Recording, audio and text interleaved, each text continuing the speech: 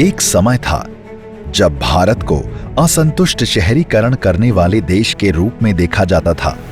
शहरी विकास की दिशा में देश को उपेक्षा का सामना करना पड़ता था।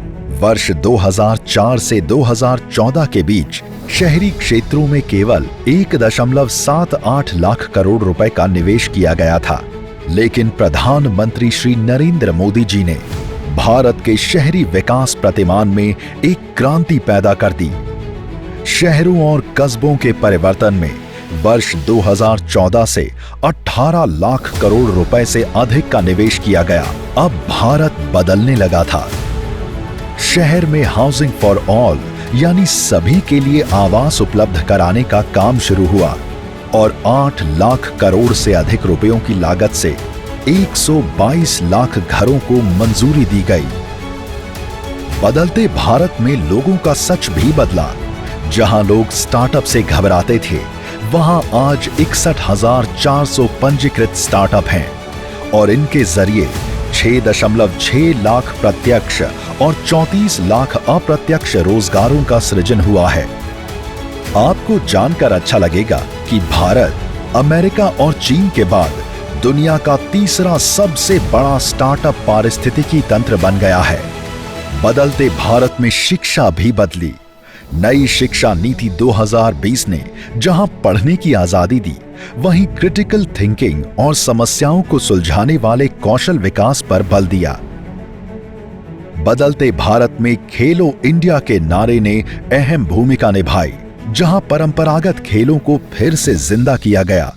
देश की प्रतिभा को एक बड़ा मंच देने का काम किया। बदलते भारत में गांवों और शहरों में 12 करोड़ शौचालय बने। मुद्रा योजना में अब तक 40.82 करोड़ लोगों को बिना गारंटी के 23.2 लाख करोड़ का सस्ता ऋण दिया गया। उज्ज्वला योजना के अंतर्गत 9.59 करोड़ घरों में एलपीजी कनेक्शन की पहुंच बनी।